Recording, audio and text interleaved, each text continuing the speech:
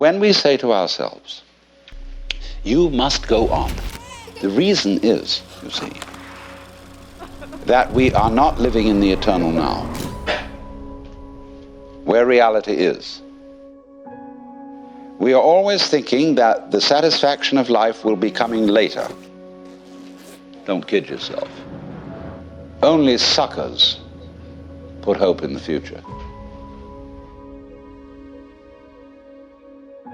There isn't much of a future. You're going to die. So, therefore, this hope for the future is a hoax. It's a perfect hoax.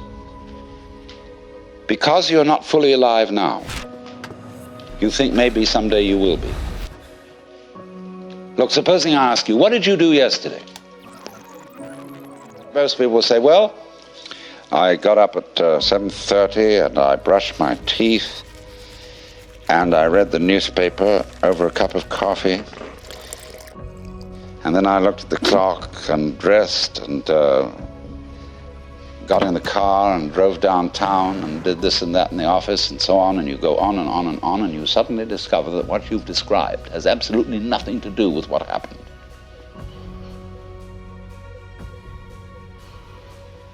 You've described a fleshless list of abstractions, whereas if you were actually aware of what went on, you could never describe it. Because nature is multidimensional, language is linear. Language is scrawny. And therefore, if you identify the world as it is with the way the world is described, it's as if you were trying to eat dollar bills and expect a nutritious diet. Or eat numbers. A lot of people eat numbers. People play the stock market. They're doing nothing but eating numbers. And they're always unhappy, absolutely miserable, because they never get anything. So therefore, they always hope more is coming, because they believe that if they eat enough dollar bills, eventually something satisfactory will happen. So eating the abstractions all the time, we want more time. Confucius very wisely said, a man who understands the Tao in the morning may die with content in the evening. Because when you understand, you don't put your hope in time. Time won't solve a thing. And the Christian word for sinning in Greek is amatanin, which means to miss the point. And the point is eternal life, which is here and now.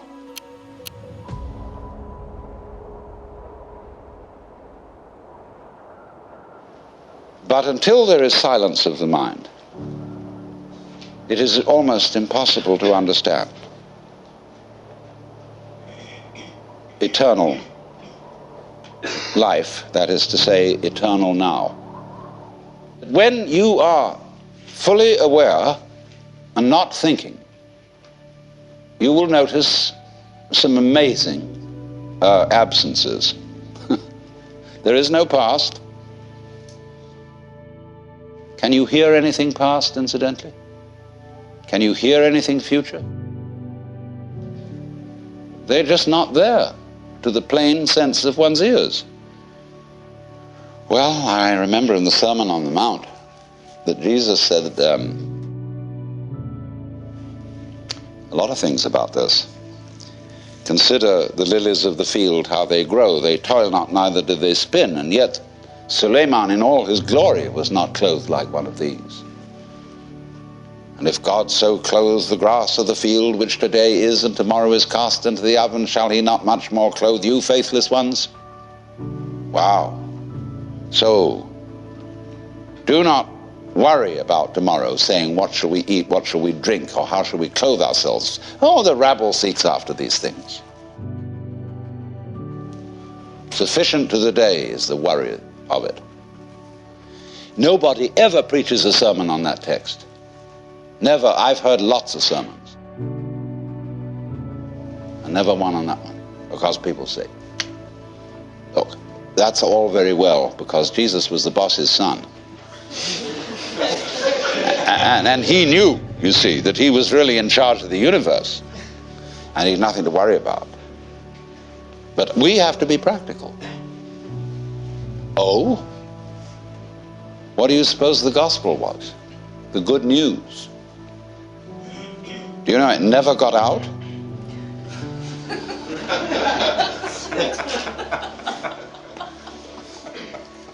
You too are the boss's son. That was the gospel. Lots of people in India know that perfectly well. When you get to be a certain age and after you've studied long enough with a certain guru, then and then only may you realize this. If you've put in the time, they finally let you in. Here you have to wait until you're dead. The only place to begin is now. Because here's where we are. So why put it off? A lot of people say, well, I'm not ready. What do you mean you're not ready? What do you have to be ready? I'm not good enough. I'm perhaps not old enough, not mature enough. Still am frightened of pain. I'm still dependent on material things.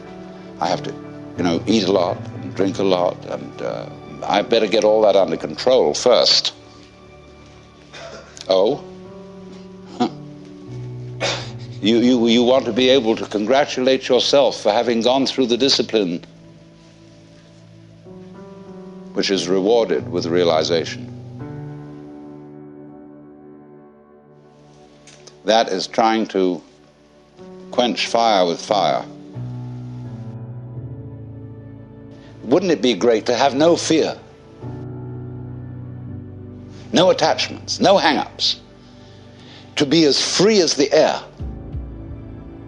Wouldn't it be crazy to have that courage? And you look into yourself honestly, and you find that inside you're actually a quaking mess of sensitivity. Running away from the quaking mess. Escaping. You never can. There's nothing you can actually do to transform your own nature into unattached selflessness, because you have a selfish reason for wanting to do it. What does it mean that you can't do anything about it? It's singing loud and clear. The reason you can't do anything about it is that you don't exist. You, as you conceive yourself to be, that is your ego, your image of yourself, isn't there. It doesn't exist. It's an abstraction. Well, when you understand that, you're liberated. There's the happening, the suchness. Yes, sure, you bet. But it's not pushing you around because there's no you to be pushed around. So, this illusion of the persecuted ego who is pushed around by fate, it's altogether disappeared. And so, likewise, the illusion of the ego who pushes fate around has also disappeared. There's a happening. By dying to yourself, by having become completely incompetent and found that you don't exist, you're reborn.